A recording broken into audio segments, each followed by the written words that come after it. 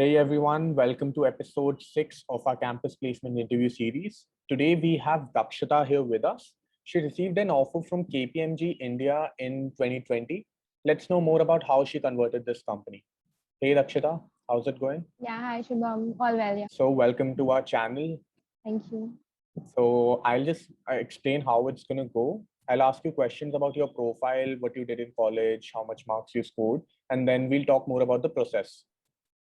Sure. All right, how the recruitment drives work for KPMG India. Right. All right, just to clarify in the beginning, you got into the GRCS division for KPMG. Right. So that's governance, risk, and compliance services. Yeah.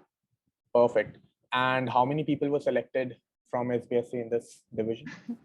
Yeah. So it was just me during my batch. Yeah. Okay, so I'll start with your profile. What was your CGPA in college? So till the time, fourth semester when we were recruited, I had a GPA of 8.14, I believe. All right. So yeah. Okay, so it was 8.14. That's good. Do you believe that GPA played a vital role in your selection? No, I don't think it played a vital role. It may have played some role, but I believe GPA can never be the only factor or the only contributing factor to one being selected. So they might consider if it's good, but I don't think anyone would be at a disadvantage if it's very bad, or if you've covered up with other things. Yeah.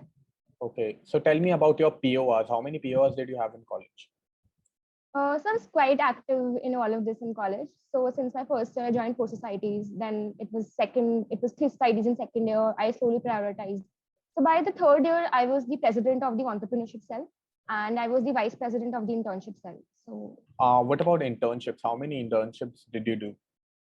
So I had 3 internships overall. Yeah, so they were in diverse fields. The first internship I pursued was in my first year. It was in copywriting, content marketing. Second was related to finance. Third one was also related to finance and consulting. So it was varied, yeah. How did you get these internships? You were part of Encode as well, right? So did you get internships through college? I was a part of Encode, but no, I didn't apply through internships from there. It was my personal idea to apply. So I basically tried through LinkedIn and other platforms like these to apply for internships, yeah. So LinkedIn has been very fruitful in the whole internship aspect of my life. Got it. Did you pursue any course, any certification at the time when you were in college? Yeah, so I had a lot of certifications. Primarily, I pursued financial modeling. That was one such certification. Others, I had some certifications from NSC. So NCFM is their belt under which they have certain academy certifications for finance professionals. So I pursued 3 or 4 of those certifications. Okay, so coming to the recruitment process now, do you remember how many rounds there were? Yeah, so we had 4 rounds of interviews. 4 rounds in total. So starting with, we had an aptitude test, then we had a GD, and then we had 2 rounds of interviews. So talking about the aptitude test, can you tell me how many sections there were and how did you prep for aptitude test? Yeah, so there were 2 sections. First was the psychometric test. That's basically about decision making, and they'll put you in different situations and you have to answer. And the second was LRDI, so that's logical reasoning and data interpretation. So there were mainly 2 sections, but most of the test was being covered by the psychometric test. So we had about 90 to 95 questions in the psychometric test, and data interpretation covered about 20 to 30 questions in average. And what was the duration?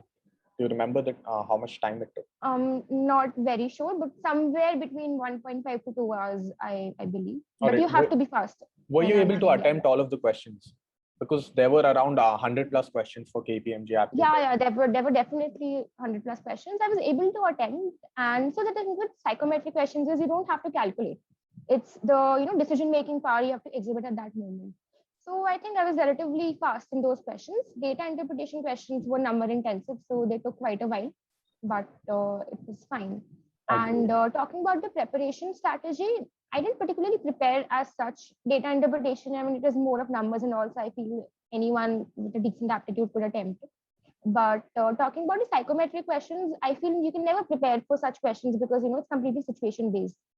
One thing I'd like to point out is, so I answered all the questions from my perspective. So, when you're taking psychometric questions, you can have 2 or 3 perspectives. One could be that, if X situation is being given to you, so what would a company like an employee to do in that situation?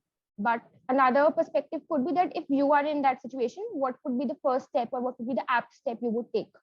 So I completely took steps based on my judgment, not considering if it is right or wrong, but whatever I felt. So So you that was one have to be thing. Yeah. honest while answering all the questions, Yes, what you yes, actually feel, and I you believe. don't have to care about what other people might feel about your decision. Right. So you have to be very honest, you have to be very proactive in answering. You have to keep yourself in those shoes that, if this is the situation happening with me right now, how would I act? So I feel that is very important in that. And I believe psychometric tests judge your overall personality. So let's say if there are 90 to 95 questions, you can never be judged on one question. So it's basis, how you answer all the questions, and if they find your personality suitable for the company culture, they might select you ahead. All right, that's good to know. Okay, so moving on, after the aptitude test, what was the next round? The next round was GD. So we How had a many group people discussion. were shortlisted for GD? So I think around 150 people appeared for the test, and out of those, only 10 people were selected for the next round. That was GD. Okay, so what was the topic that was given to you? GD topic, I'm very confused between two topics. I got in Deloitte and I got here, but I can name the two topics. Yeah. So one was work from home versus work from office, and the second was republic or democratic form of government for India. All right. So I'm not sure which one I got in Deloitte and which one in KPMG, but these were the topics But overall. it's good to know, yeah, what kinds of topics are asked in GD. Okay, Yeah. so moving forward, how did you prep for GD? Like anything can be asked under the sun. So how do you prepare? What's your strategy? So I've been like very proactive in all of this since the beginning. So there was no particular preparation I did for the GD as such. But few tips I would like to give the people watching it would be that, general tips that basically you should try to start first. You should not cut other people. Consider it as a discussion and not an argument. So one instance which happened with me in one of the companies was that people were deviating from the topic. So topic was X, they went on to Y route. So I was the one that, I had to tell that guys, get back to the topic. Let's not deviate. Then in another instance, something of this sort happened that initially everyone's given like a minute to think, right? You can jot down your points in that minute when the topic is given to you. So one of the participants started in about 30 seconds.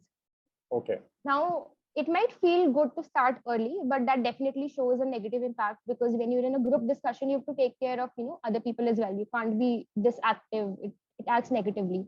Also, you should always give other people a chance to speak. So I think these are the general basic etiquettes, I would say, basic people etiquettes you should follow in GD, but no special preparation I did. Yeah. Okay, so after the group discussion round, how much time was there that you got to know that you've been selected? I think it was the same day that I got to know I was selected. All right, so you had your interviews when? The same day, or did you have it after a couple of days? I don't remember exactly when was my interview, but probably next day or the same day. So, but both the rounds were in the same day between almost 45 minutes gap. So I had first round of interview, and then the second round of interview was in an hour or maybe less than that. Moving forward with the interview, can you tell me what was asked in your first interview and what was it mainly about? Yeah, so my first interview was supposedly an HR interview. I mean, it was supposed to be an HR interview, but turned out to be purely technical. So so I was asked a lot of questions. Questions were very spontaneous. I mean, I hadn't prepared for those questions as such. So there were questions revolving BRS. There were questions revolving payroll. There were questions revolving supply chain, internal audit. So these were the questions, very different, but very relatable with the profile I was applying for. But how did you prepare for all of this? Like, these are not the common questions that are asked in companies relating to audit. I didn't. So being very honest, I didn't prepare for these questions. The only thing I prepared for was I just read about the company. So it was KPMG. So I went through the site. I was applying for the India practice, right? KPMG India. So I went through the site. I went through what GRCS does and just understood everything, but bit by bit. But I wasn't aware of the questions being asked. So those questions were very spontaneous. So I think the way I was able to answer those questions was with educated guesses or with the kind of experiences I've had over my course of life, with the things I already knew. So with that information, I could answer those questions. Yeah. All right. But there must have been a situation where you wouldn't know the answer. And what did you do at that time? I feel there was no such question where I was completely blank.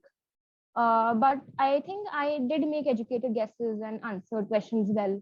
So there was one such time where the person who was interviewing me, she asked that, if you want to add anything to the answer. So at that point of time, I didn't have anything. So I just said that that's all, that's my answer. There's nothing I can add.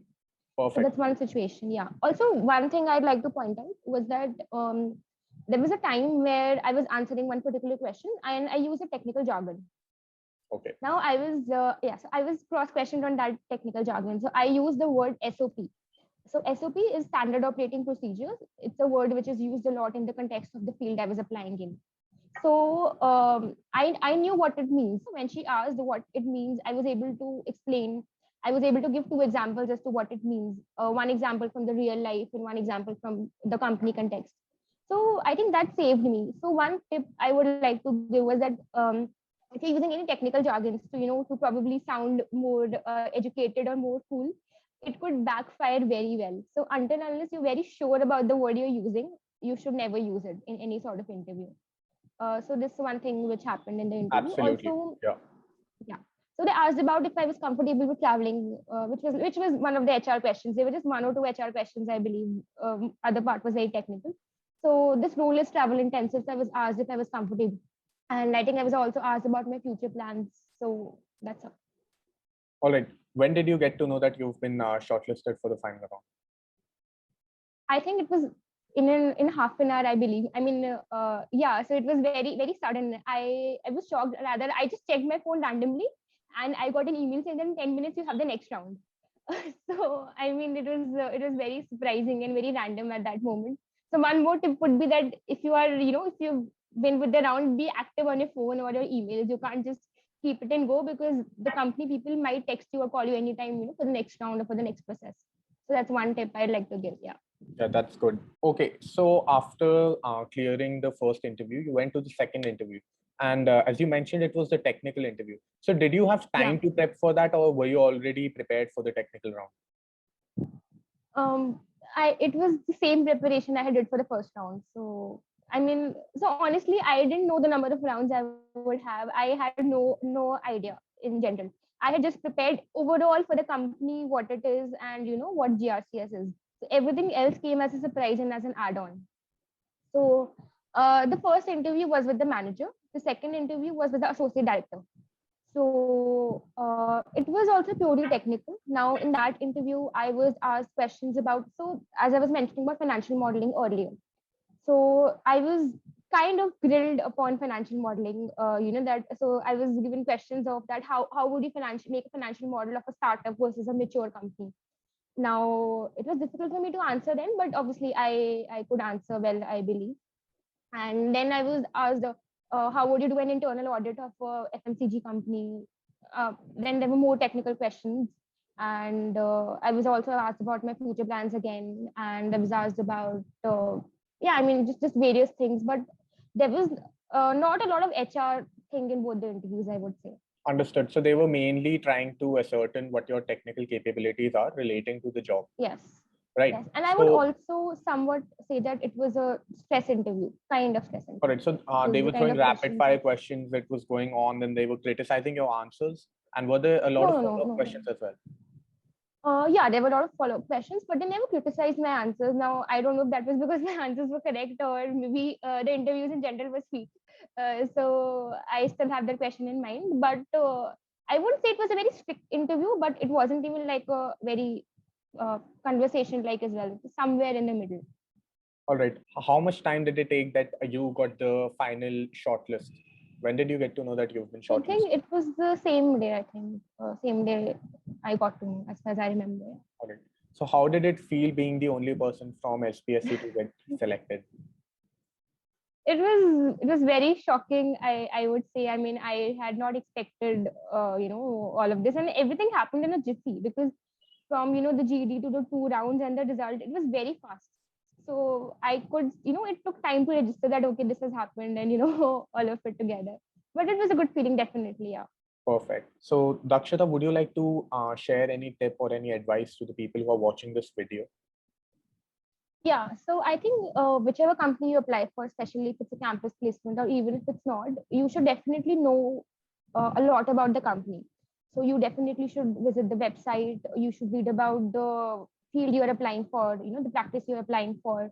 If there are any recent projects which they've undertaken, if you know of any clients as such. So I think this basic research is very important no matter any internship or any company you apply for in terms of employment.